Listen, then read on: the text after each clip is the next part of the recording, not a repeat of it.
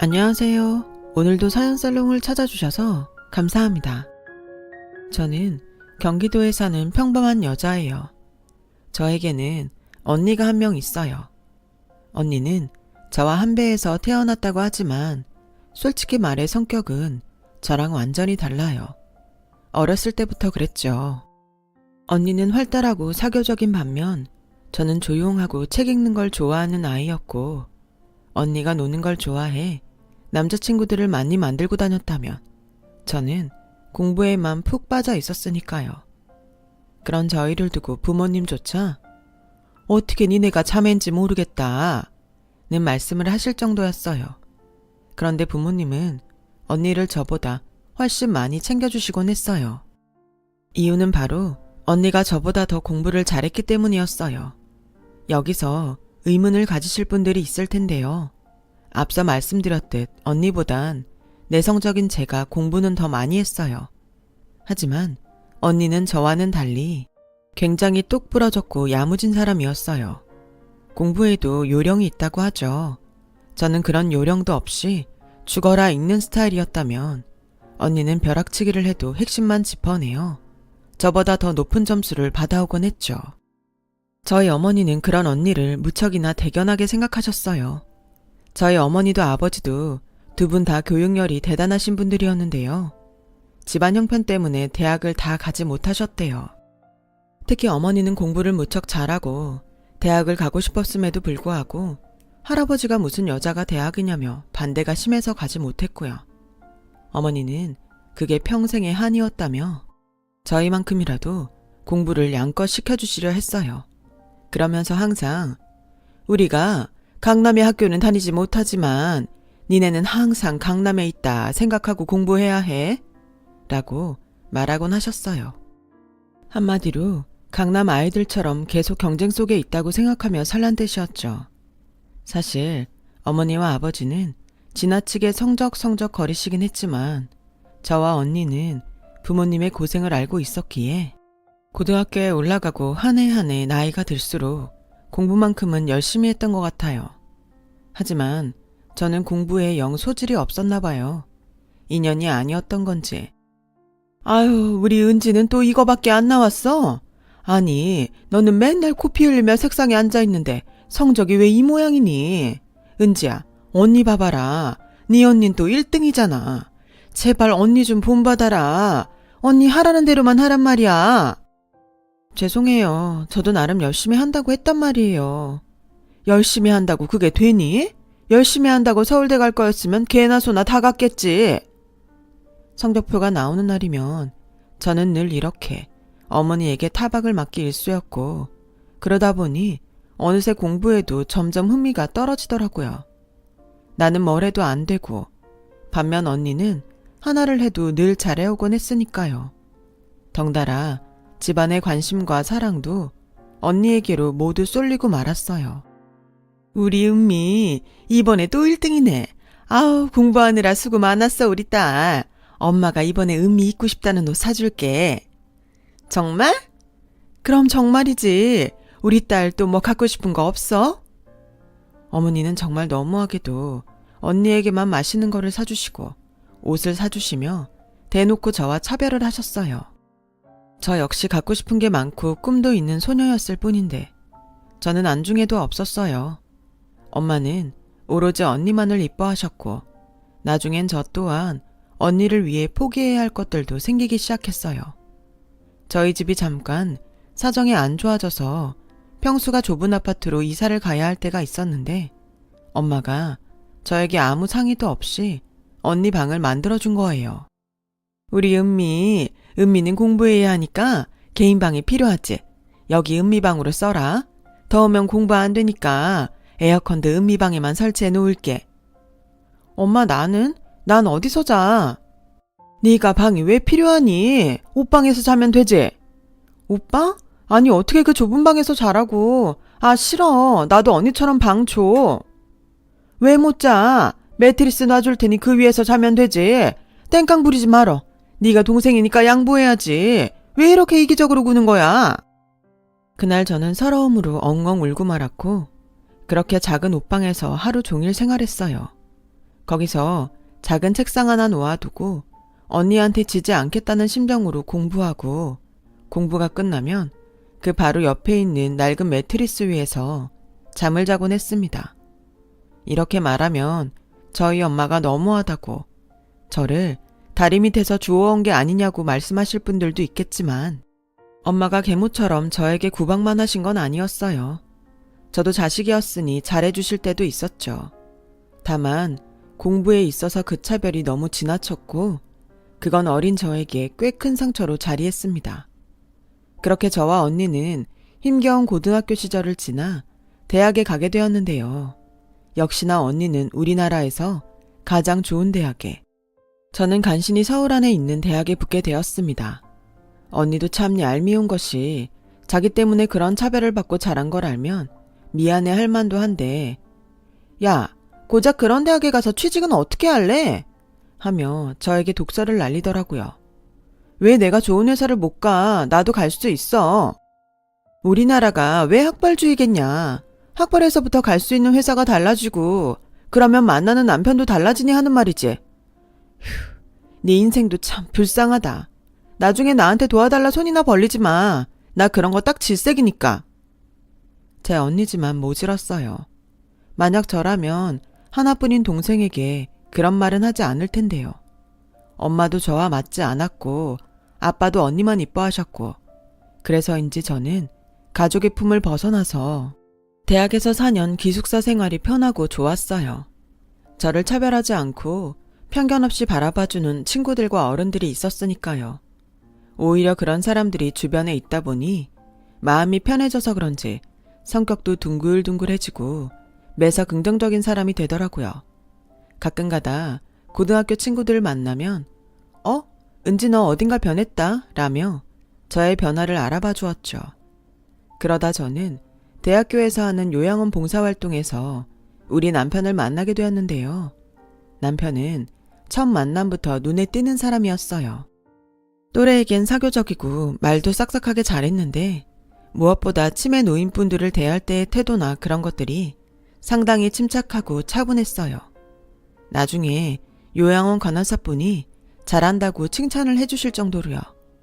마치 치매 노인분을 모셔본 것처럼 잘하길래 저도 궁금해져서 봉사활동이 끝나고 대뜸 물어봤는데 나는 부모님이 일찍 돌아가셔서 할머니랑 단 둘이 살았는데 할머니가 오래 아프셔서 내가 직접 간호해드린 적이 많았어. 나중에 치매가 오셔서 요양원으로 모시긴 했지만 그 전까지는 나와 가끔 오시는 간병인 아주머니 둘뿐이었어. 라고 답하더라고요. 그제야 이해가 됐어요. 저는 솔직히 처음에는 치매 노인분들을 보고 아무래도 아이 같은 모습을 처음 보니 무섭기도 하고 당황스럽기도 했거든요. 근데 침착한 남편의 모습을 보니까 어쩐지 스스로가 좀 부끄럽기도 하고 남편처럼 잘하고 싶다는 생각이 들기도 했어요. 그러면서 남편에 대한 호감과 호기심이 쌓여가던 와중 제가 먼저 고백을 하게 됐죠. 그리고 남편은 제 고백을 선뜻 받아들이며 저희는 대학교 4년 내내 그 유명한 캠퍼스 커플이 되었답니다. 지금도 그때를 생각하면 참 아련하기도 하고 뭐랄까 그립기도 한데요. 그만큼 젊고 예쁜 시기였어요. 남편과 수업 땡땡이 치고 밖으로 나가서 벚꽃을 맞으며 돌아다니고 오락실에 가 게임을 하고 노래방을 가고 시험 기간엔 같이 공부도 하고 모든 걸 남편과 그렇게 다 함께 했어요. 남편은 제 청춘의 전부였고 저도 남편에게 그랬죠.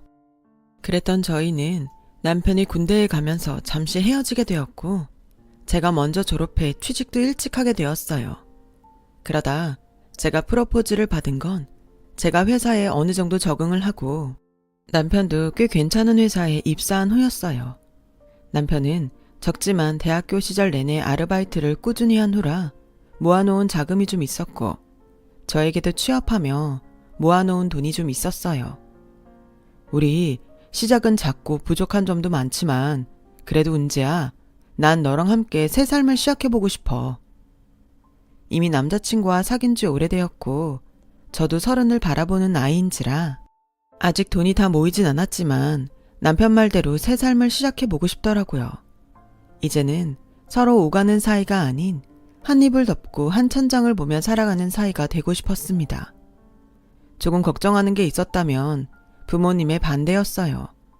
무엇보다 고학력자에, 그게 아니라면 좋은 직장에 취직한 사람이 결혼 상대 조건이라고 누누이 말씀하셨던 부모님이었기에 남편을 데려가기 전부터 걱정이 되더라고요.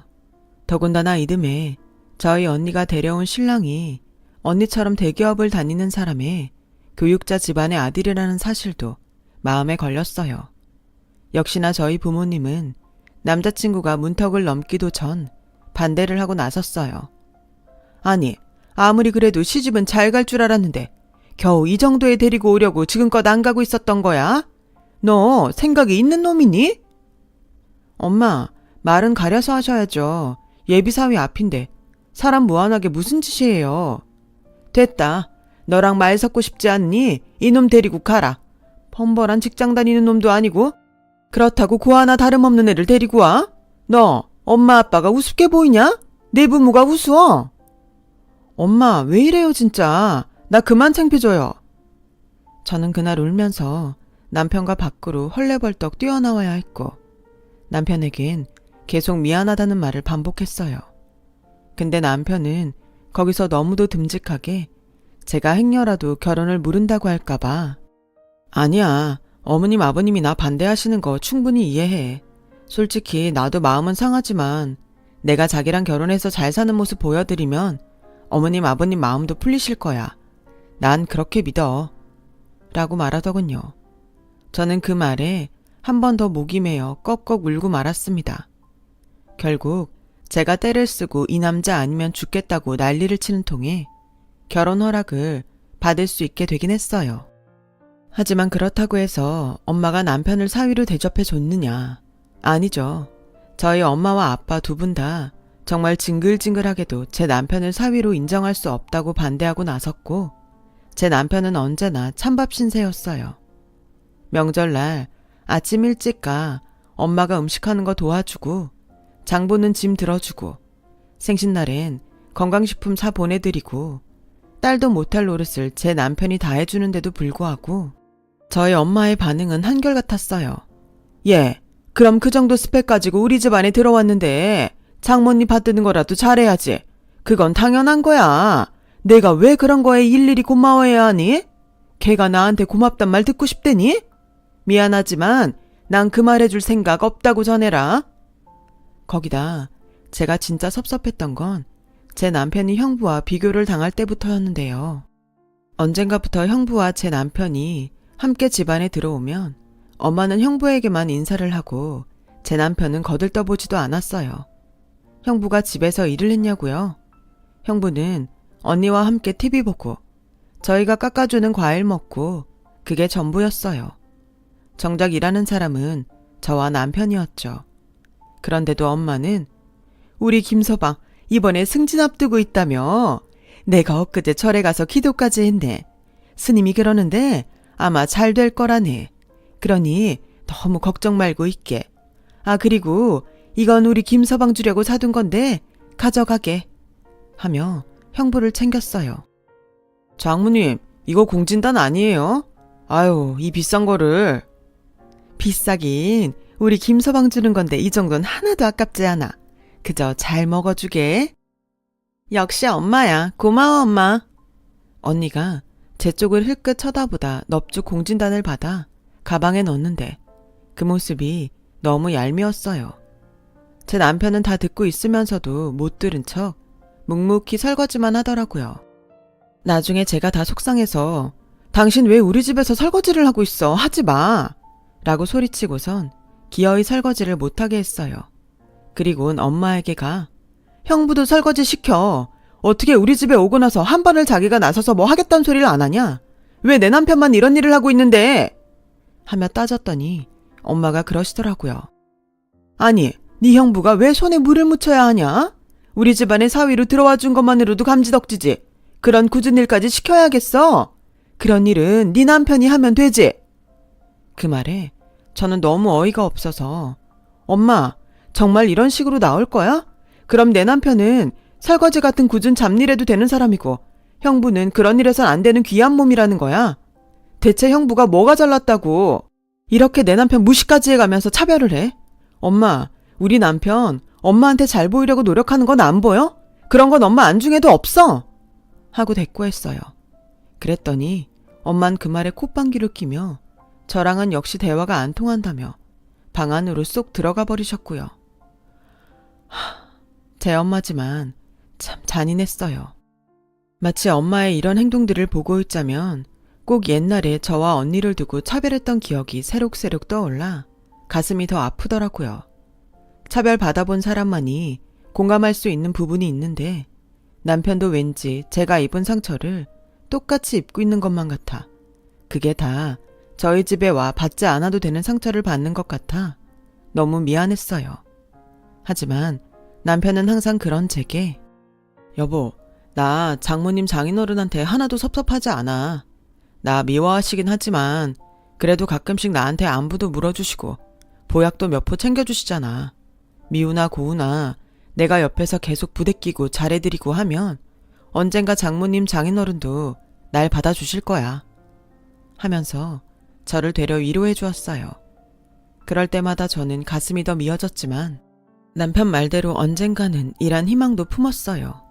그러던 어느 날 남편의 생일날 사건 하나가 일어나게 되었고 그 일로 저도 희망을 놓게 되었는데요. 저희 엄마가 그날은 웬일인지 저희 남편에게 직접 전화를 해 바쁘지 않으면 집에 좀 들르라고 말을 하더라고요. 장모님이 날 왜 부르시지? 남편은 휴일임에도 불구하고 그런 엄마의 부탁이 하나도 싫지 않은지 콧노래까지 부르며 엄마 집으로 향했어요. 무슨 일인지 기대하는 눈치이기도 했죠. 그런데 순간 저는 그야말로 기겁하고야 말았어요.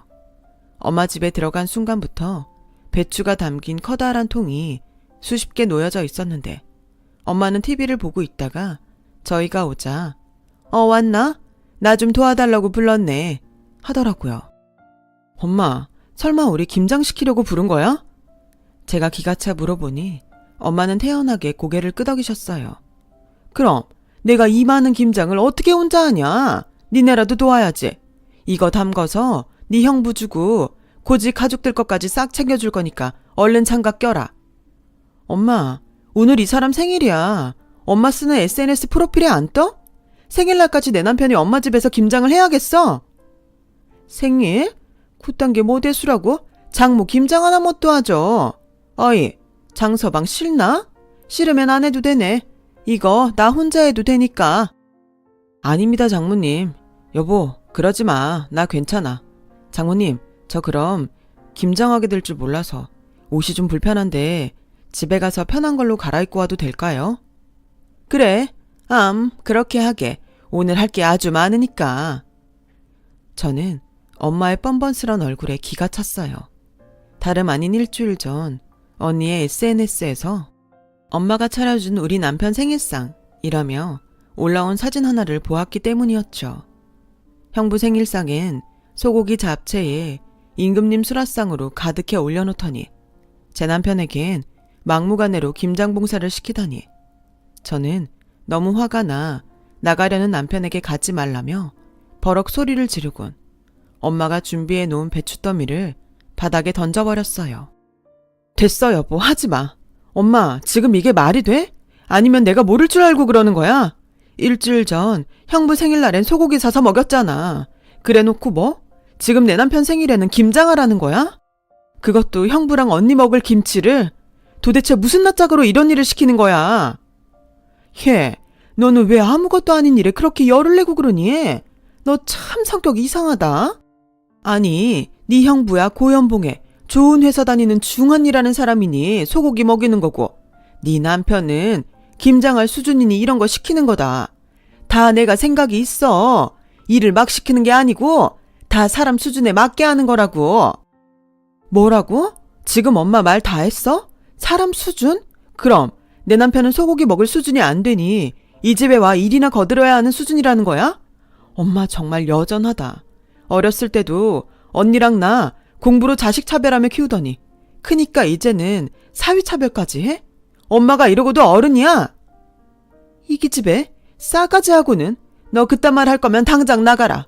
너 같은 거 꼴도 보기 싫으니까. 아, 장서방 못하고 서 있어. 둘 다 나가지 않고. 나 나가기 전에 한마디만 할게. 나 오늘부로 엄마랑 인연 끊고 살 거야.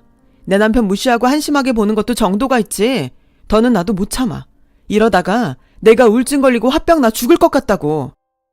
이게 어디서 엄마한테 바락바락? 하여튼 수준 떨어지는 남편 만나더니 너까지 아주 물들었네, 물들었어. 그래서 사람은 다 자기보다 높은 사람을 만나서 인연을 맺어야 본받는 것도 있고 팔자가 피는 건데, 아, 쟤만 보면 속이 답답해 아주. 남편은 저와 엄마 사이에서 어쩔 줄을 몰라 했고 단단히 상처를 받은 듯 했지만 저에게 티내지는 않았어요. 저는 그 이후 엄마와 갈등의 골이 더 깊어져 연락도 하지 않는 사이가 되었고요. 이게 아니라는 걸 알면서도 오히려 남편만 안부 전화를 가끔 했을 뿐, 저는 엄마에게 쌓일 대로 쌓여 더 이상 자식된 도리마저 하고 싶지가 않더라고요. 이미 제 마음속엔 엄마를 용서하지 못한 그런 부분이 너무 많이 남아있는 것 같았어요. 그리고 결정적으로 남편이 회사를 나와 나름대로 자기 사업을 하겠다고 하면서부터 엄마는 더 못마땅해 했어요. 사실 남편이 회사를 나오기로 한 건 이미 오래전부터 계획하고 생각해 두었던 일이었어요. 남편은 화장품 회사에 다녔고 저는 마케팅 회사에 다녔는데 남편이 자기만의 천연 화장품 회사를 하고 싶다는 이야기를 많이 했었거든요. 그래서 저도 엄마가 나중에 들으면 한마디 할까봐 그걸 미리 말씀드리기도 했고요. 그런데 배운 것도 없는 놈이 자기 회사는 어떻게 차린다니? 직원들은 또 어떻게 부리고? 그냥 남 밑에서 주는 월급이나 받아먹을 것이지? 뭐 한다고 그런 객기를 부린다니? 엄마, 형부도 이번에 회사 나와서 차린다며. 왜 형부한테는 아무 말 안 하면서 우리 남편한테만 그래? 네 형부랑 장서방이랑 같냐? 네 형부는 우리나라 최고 대학 나와 유학까지 다녀온 박사이고 장서방은 그래봐야 고작 이상한 대학 나와 구멍가게 같은 회사 다니다 나온 사람인데, 어디 비교할 걸 비교해야지. 동네 마트랑 어디 이마트를 비교하고 앉아있어. 똥차가 용 써봐라 벤츠 되나. 이젠 하다하다 내 남편을 똥차에까지 비유해? 엄마, 사위가 똥차면 엄마도 퍽이나 좋겠다. 내 사위는 한 명뿐이다. 난 벤츠 사위밖에 없어. 아, 네, 그러시겠죠. 어디 한번 벤츠 사위 데리고 잘 살아봐. 엄마한텐 딸도 이제 언니뿐이니까. 엄마는 막말 수준의 말을 퍼부었고 저는 그 말을 남편이 듣는 줄도 모르고 열변을 토해가며 엄마와 싸우다 전화를 끊어버렸어요. 거기다 더 황당한 사실이 있었는데요. 나중에 알고 봤더니 엄마가 형부에겐 돈까지 보태준 거였어요. 언니에게 이 사실을 듣는데 일말에 배신감이 들면서 피가 거꾸로 솟더라고요. 너 몰랐니? 엄마가 가지고 있는 땅이 있었잖아. 크진 않아도 돈이 좀 됐거든. 그거 팔아서 그이 사업하는데 보태줬어. 그나저나 니네 남편은 잘 되니? 우린 잘하고 있어. 알려줘서 고마워 언니. 언니가 괜히 제 남편을 꼬집어 또 흠을 잡으려 하는 것 같길래 저는 서둘러 전화를 끊어버렸어요. 언니 역시 엄마 못지않게 저희 집 사는 형편을 무시하곤 했거든요. 언니는 아파트에 살고 저희는 빌라에 살았는데 그걸 가지고 집에 곰팡이는 쓸지 않냐? 나중에 아이는 그런 곳에서 어떻게 키울 거냐?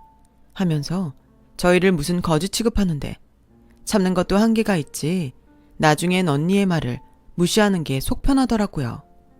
그러다 저는 결정적으로 언니에게도 엄마에게도 한 방 먹인 일을 치르게 되었습니다. 저희 엄마가 그날은 아빠 생일이라 언니네 부부와 저희 부부를 모아놓고 저녁 초대를 했어요. 정말 가고 싶지 않았지만 바보같이 착한 남편이 그렇게까지 하는 거 아니라며 저를 끌고 나와 억지로 가게 된 자리였어요. 우리 김서방 많이 들어.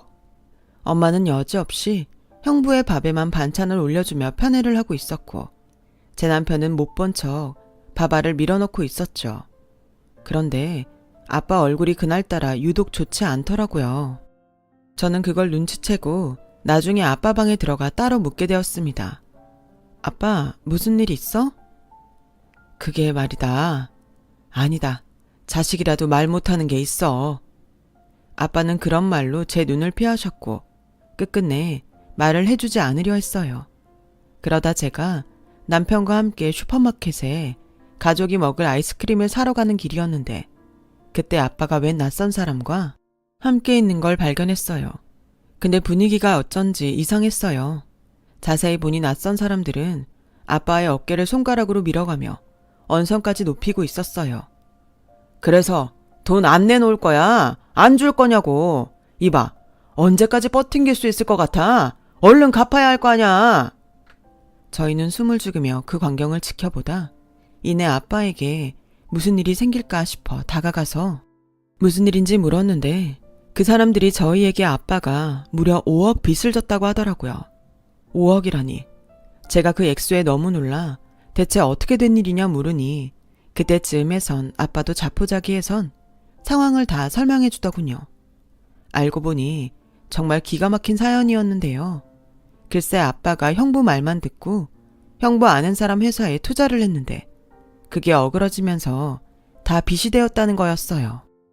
그럼 저는 형부에게도 책임이 있는 거 아니냐며 얘기를 해봤냐 물었는데 아빠는 힘없이 고개를 내저으며 김서방은 그게 왜 내 책임냐고 하더라. 자기한텐 일말의 책임도 없다고. 나보고 알아서 하라는데 내가 어떻게 해야 할지 너무 막막해서 네 엄마한테도 말하지 못했다. 라고 하더라고요. 아, 형부 너무한 거 아니야? 안 되겠네. 이 일을 우리만 알고 있을 수 없지. 어떻게든 알려서 상황을 해결해야지. 저는 그 길로 바로 집으로 들어가 엄마에게도 언니 부부에게도 이 일을 까놓고 공개했고 역시나 엄마는 기겁을 해서 거품을 물고 쓰러지기 일보 직전이 되었어요. 김서방, 이게 무슨 일인가? 진짜인가? 네, 장모님. 근데 말씀드렸다시피 이건 장인어른께서 결정하신 일이에요. 맞아, 엄마. 아빠 잘못이지 이 잘못이 아니에요. 그러니까 아빠, 왜 그런 멍청한 짓을 하셨어요? 가만히나 있으시지. 뭐라고? 아니, 자네가 그러지 않았나? 이건 100%라고. 투자하면 2~3배 벌 수 있다 하지 않았나? 그래놓고 어떻게 지금 와서 말을 싹 바꿀 수 있는가? 나도 자네 탓할 생각 없네. 어쨌든 내가 결정을 내린 거니. 그래도 이런 태도를 일관하는 건 아니지 않는가? 배울 만큼 배운 사람이. 아빠는 마지막 즈음엔 희미하게 눈물마저 보이셨고 그러다 모든 게 지치셨는지 그대로 방으로 들어가 버렸어요. 그리고 저희 엄마는 그제야 언니네 부부에게 배신감을 느꼈는지 당장 나가라고 너희 같은 것들 필요 없다며 상을 엎어버리셨죠. 나는 네가 집에 반찬 없대서 일주일에 한 번씩 꼬박꼬박 반찬에다 바치고 생활비 아껴주려고 허리 휘어가며 니네 애보기까지 했다. 김서방 자네가 나 필요하대서 회사에 청소까지 해주러 갔어. 근데 어떻게 이제 와서 모른 척하고 싹 입을 닦을 수가 있어? 그러고도 니들이 사람이야? 꼴도 보기 싫으니 둘 다 나가. 너희 같은 것들이랑은 인연을 끊고 살 테니. 아, 엄마 미쳤어? 엄마는 화가 단단히 나셨는지 형부 밥에 올려져 있던 큰 깍두기까지 던지시며 고함을 치셨어요. 형부와 언니는 김치국물을 뒤집어 쓴 채 집에서 쫓겨났고요. 그리고 제 남편은 그런 엄마를 가만히 두고 보다 조용히 저희 아빠에게로 가더라고요. 아마도 위로의 말을 하는 것 같았어요. 그러다 잠시 후 저희 아빠와 남편이 함께 나왔고 일단 그날은 밤도 늦었고 해서 저도 남편도 집으로 돌아왔습니다.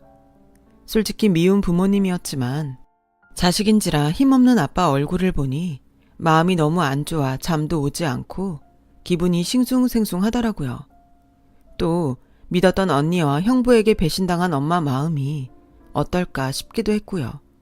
남편에게 제 기분 티내지 않으려 했지만 자꾸 저도 모르게 한숨이 나오고 몸이 처지고 문득문득 일을 하다가도 엄마 아빠 얼굴이 계속 떠올랐어요. 그렇게 지내던 어느 날 갑자기 남편이 제게 대뜸 장모님과 장인어른 밥 한 끼 사드리러 친정에 가자고 하는 거예요. 엄마 아빠 모시고? 어딜? 장모님 좋아하시는 근처 한식당집 있잖아. 거기 가서 맛있는 거 좀 사드리자고. 요즘 기운도 없으셔서 밥도 잘 못 챙겨 드실 텐데 우리라도 챙겨 드려야지. 당신도 참 대단하다. 나라면 절대 당신 어머니한테 그렇게 못했을 텐데. 고마워, 여보. 저희 엄마에게 그 모진 구박을 받고도 이렇게 챙기려는 남편을 보니 속으로 이 사람 정말 바보인가 하는 생각도 들었지만 한편으론 제가 챙기지 못하니 대신 챙겨주는 그 마음이 고맙기도 했어요. 저와는 다른 그릇의 사람이라는 생각도 들었고요. 그리고 저도 엄마 아빠 얼굴을 볼 겸 집으로 향했는데요. 집에 가니 역시나 예상한 대로 엄마는 거의 얼굴이 반쪽이 되어 며칠 시름시름 앓은 사람처럼 저희를 맞이해 주더라고요. 그래, 왔니? 고맙다, 와줘서. 예전에 그 차갑고 모났던 인상은 어디로 간 건지 물먹은 솜처럼 축 처져 저희에게 겨우 인사를 하는데 아빠 역시 말할 것도 없었죠. 그런 부모님을 보니 괜히 마음이 더 착잡해져서 얼른 밥이나 한 끼 하자고 신발장으로 향했습니다. 그런데 외식하러 나가자고 한 남편이 잠시 부모님을 멈춰 세우더니 잠시 주춤하는 얼굴로 봉투 한 장을 건네더라고요. 그리고 그 봉투를 본 순간 저희 엄마도 아빠도 눈물을 흘리며 오열을 하기 시작했죠. 저 역시 이 상황이 믿기지 않아 눈만 뻐끔뻐끔 뜨고 있었는데요. 남편은 울고 있는 저희 부모님을 보며 찬찬히 말을 이어나갔어요. 장모님, 이건 1억이고 나머지 돈도 갚아드릴 테니 너무 걱정하지 마세요. 요즘 회사가 잘 돌아가 여유자금이 있거든요. 다 이런 일에 쓰라고 그동안 회사가 운 좋게 흘러왔나 봐요. 저는 장모님 장인어른을 제 부모님이라고 생각하고 살았어요. 부모님으로 평생 모시고 살겠다. 이미 이 사람과 결혼할 때 마음 먹었고요. 그러니 부담 없이 자식이 주는 용돈이라 생각하시고 받아주세요. 장서방, 내가 자네한테 어떻게 했는데 자넨 나한테 왜? 이제 지난 일은 잊어요, 장모님. 제가 장모님 눈에 안 차는 부족한 사위였던 거 알아요. 그래서 더 열심히 해서 언젠가 꼭 인정받고 싶었네요. 솔직히 가끔 장모님께 섭섭하지 않았다면 거짓말이지만 지금은 그런 마음보다는 장모님 힘드실 때 도움될 수 있어 다행이에요. 대신 저 앞으로 예뻐해 주시는 거예요. 그간 미안했네, 장서방. 내가 죄인이야, 죄인. 장서방한테 이런 도움 받을 줄 모르고 그간 너무 나쁘게만 대했네. 나를 당장 용서해 줄 수 없겠지만 그래도 내가 이 은혜 평생 갚으며 살겠네. 그리고 은지야, 너한테도 미안하다. 고맙고 미안하네, 장서방. 엄마는 몸을 거의 가누지 못할 정도로 제 남편 손을 잡으며 눈물을 펑펑 쏟으셨고 저희 엄마의 눈물에 남편은 그저 손을 꼭 잡으며 괜찮다고 말해주었어요. 저도 처음으로 엄마의 눈물을 닦아주었고요. 그리고 저는 그때 제 남편의 그릇이 정말 큰 사람이라는 걸, 관용과 아량이 저와는 비교도 할 수 없을 정도로 대단한 사람이라는 걸 이번 일로 다시금 느꼈어요. 물론 남편은 그 후 엄마 아빠의 사랑을 듬뿍 받게 되었어요. 세상 가장 사랑받는 사위라 해도 과언이 아닐 만큼 말이죠. 엄마는 언니에게 했던 그대로 저희 남편이 좋아하는 무말랭이와 장조림을 바리바리 싸들고 오시고 그러지 말라 해도 사위 건강 챙겨야 한다며 멀리까지가 약을 지어 오십니다. 그리고 언니네와는 전혀 교류하지 않으시고요. 저희도 마찬가지예요. 가끔은 이제와 잘하려는 엄마가 밉긴 했지만 그래도 시간이 지나니 어느덧 원망도 미움도 사라지고 있어요. 아마 남편의 크나큰 마음이 아니었다면 이런 일은 없었을 테니 남편에게 고마워해야겠죠. 최근엔 좋은 소식도 생겼습니다. 드디어 저희에게 이쁜 아이가 생긴 거예요. 아이가 잘 들어서지 않아 걱정이 이만저만이 아니었는데 이제야 마음이 놓여요. 얼른 이 아이를 만나고 싶은 마음에 가슴이 뛰기도 하고요. 남편과 함께하는 시간이 더없이 행복한 요즘이에요. 마지막으로 사랑하는 우리 신랑, 지금처럼만 서로 아끼고 사랑합시다. 내 곁에 있어줘서 고마워요. 여러분도 항상 건강하시고 멋지고 예쁜 길만 걸으시길 바랍니다. 여러분, 사연 댓글에 응원과 현명한 조언 부탁드려요. 좋아요와 구독은 저에게 큰 힘이 됩니다. 오늘도 좋은 일 가득하세요.